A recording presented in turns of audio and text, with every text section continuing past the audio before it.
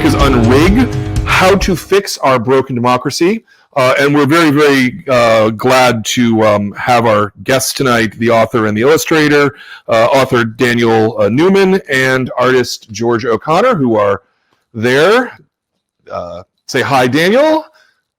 Oh, wait, now we're unmuted. Okay. Hi there, Brian. Nice to see you. Nice to see you as well. And hello, George. He's muted. You've muted on your side. Wait. Now can you now I can hear you. Very good. Perfect. Awesome. Well, thank you for this. As I said, I really do think that every citizen should read this. I mean, to the point where I've been like contacting high schools in the area and recommending the book and sending this to social studies teachers, to try and get this into curriculum, because I think there's some really interesting and important stuff for people to learn in here. So I want to thank you guys for that, because I know that nonfiction sometimes can come across as dry, but this is really engaging and really active, and I think it's an excellent book. So thank you. So much. Where did you start, Daniel? Did you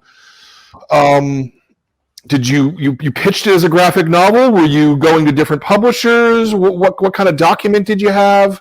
So I was actually contacted by the editorial director of First Second Books, Mark Siegel, about writing a graphic book about politics and how to fix it. And that was music to my ears. I'd been long interested in writing a book, but I wasn't that interested in writing a thick, dense prose book that only a small group would read. And so I was immediately attracted to that. And Mark has worked for many years with George, and that put the two of us together. And I wanted to, following up on what George said about just making this information come alive. So let me give you an example. So back in 1888, the U.S.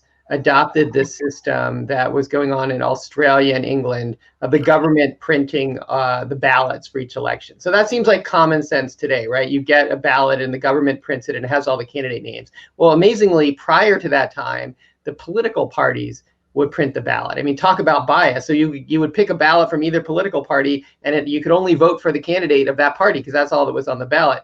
So, and the point here is a small increase in government responsibility back in the 1800s led to a big increase in fairness of elections. So like, that's fine, that's interesting, right? But in George's hands, we have a flying car, like Back to the Future, goes back in a time machine, flies through the air, lands in a cloud of dust while bewildered people on horseback are looking on. And the whole thing is just so much more fun to read. So George, what's your process in taking what can be relatively dry material and enlivening it like this? Well, I do want to say, like, Dan does a great job of making this stuff not live. Not no. There wasn't much, like, he really does an excellent job of distilling things, making it super clear and concise. I also want to kind of mention, just to the idea of like the manuscript. This is harkening back to what you just asked Dan.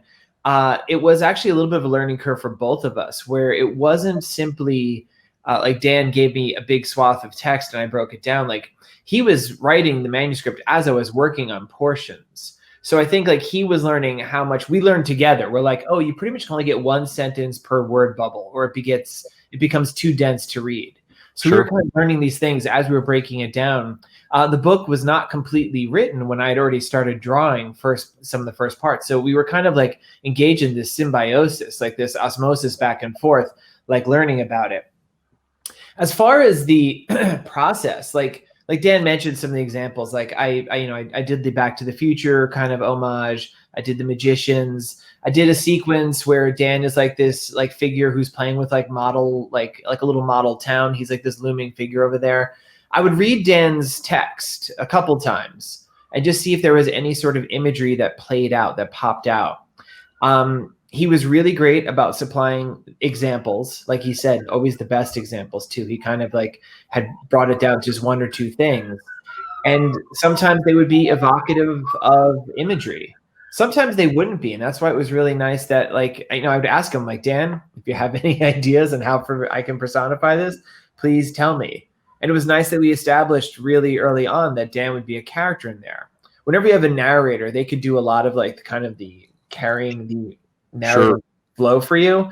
Yeah, So yeah. it's something I couldn't figure else out. I'm like, I'm just gonna have Dan sit there and talk to us for a second, break it down to some panels. But it was really fun to put him into different outfits.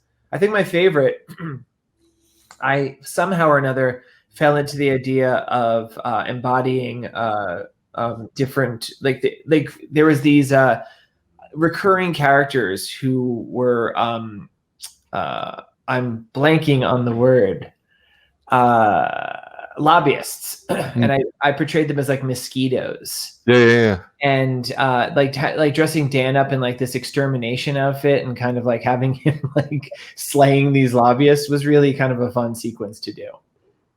I want to thank you guys for this book. I really do. I thought this was an important book that has a lot of things to say, a lot of good information, a lot of things to make you feel better about being an American. But it's going to take our work to do that. And I'm really glad that I was able to put this out to the members of our club and that we're able to have this conversation. And I want to thank you guys for being part of this today. Thank you so much for having us. It's a weird time for a book to drop, but it's always great to get out and talk about this book. It's for me personally, it was a really amazing experience getting to work on this.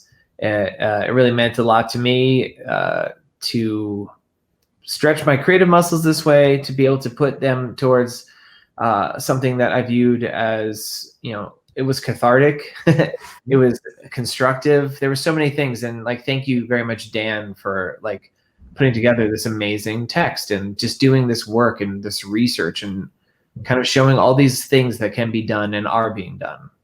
Oh, thank you, Brian. It's a pleasure to be here. Thank you, Brian, for bringing this book forward to your audience, and to George for a partner on this. And I think I really wanted to write something that's the text for people. How do you make change in the country? And we got to do it in comics. Yeah, no, very good.